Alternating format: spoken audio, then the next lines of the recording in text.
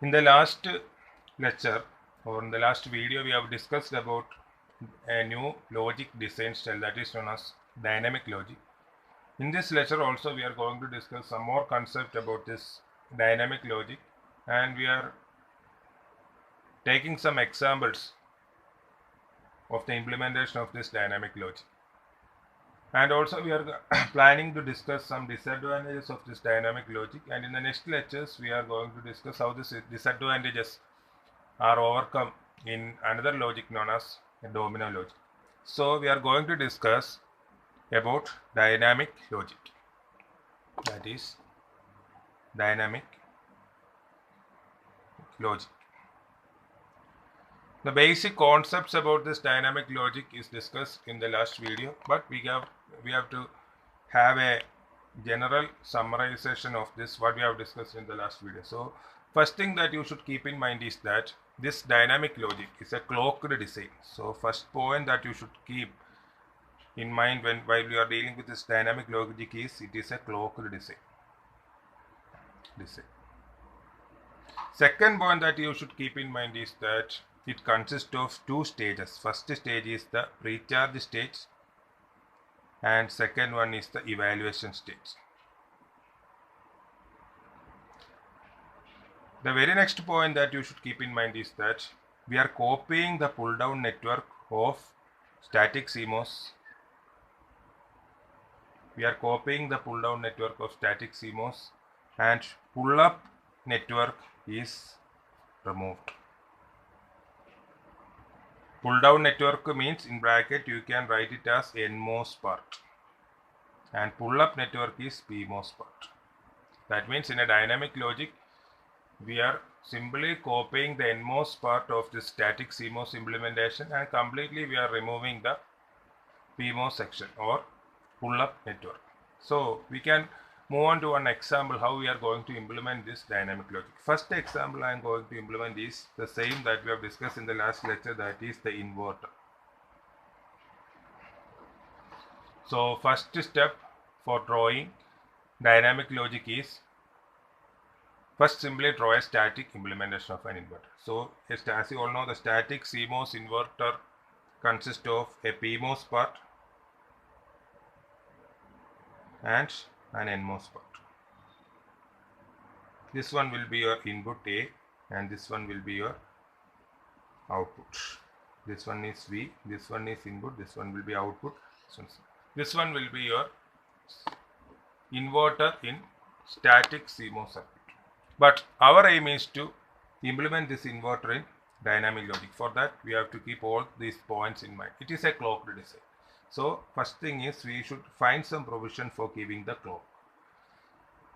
Second thing is pull down network of static CMOS circuit is completely copied. So from this circuit you should determine which one represents the pull down network. Pull down network in bracket I have written it as NMOS part. So here the NMOS part is this one. So for drawing this dynamic logic we have to copy this NMOS part as it is. So in dynamic logic, so now we are going to implement dynamic logic. So the NMOS part is copied. So here the NMOS part is this transistor. I am going to copy that NMOS part as it is. So this NMOS is connected to the input A. So I can mark this point as A, and the output is taken from this terminal. So it will be the output.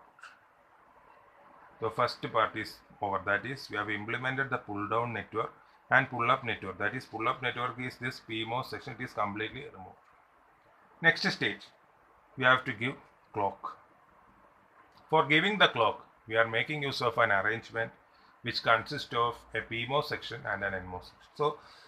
So simply you can draw a PMOS like this and an NMOS here. Connect the gate of these two transistors and give clock here. This one will be your provision for giving this clock. Now you can simply connect these terminals. This one will be your implementation of inverter in dynamic logic. Now we can go on to another example. Now we can implement another function, that is y is equal to a dot b in the whole bar in dynamic logic. dynamic logic. First step, as you all know, simply draw the static implementation of this A dot B.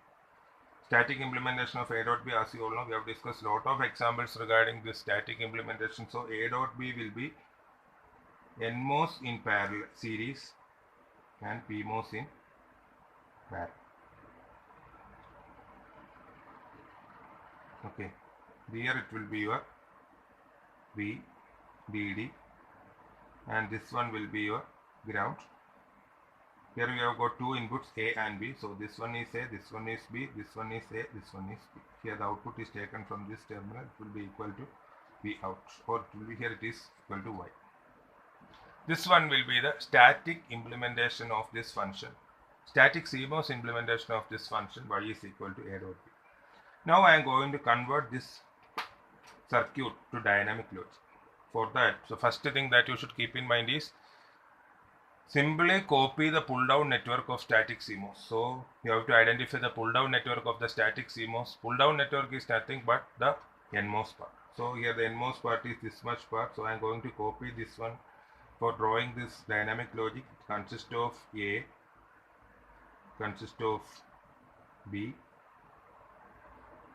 and the PMOS section is completely removed. So that is our pull up network is completely. So I am removing the pull up network completely, and we are taking the output from this terminal. So here it will be from here. Here you are taking the output Y.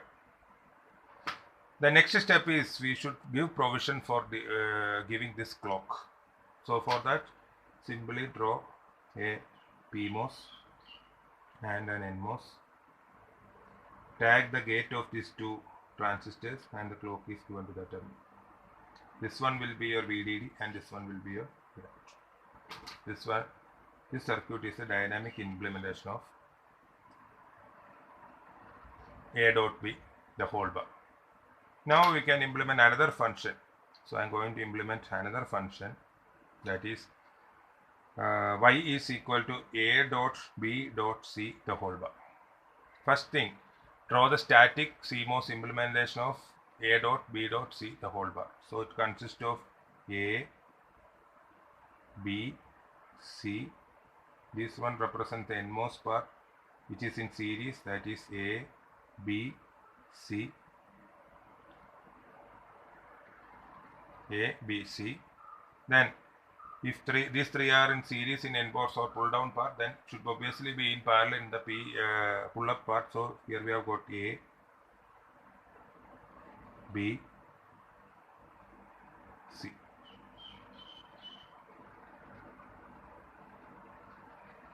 Here we are going to take the output from this terminal. This one will be your ground. Okay.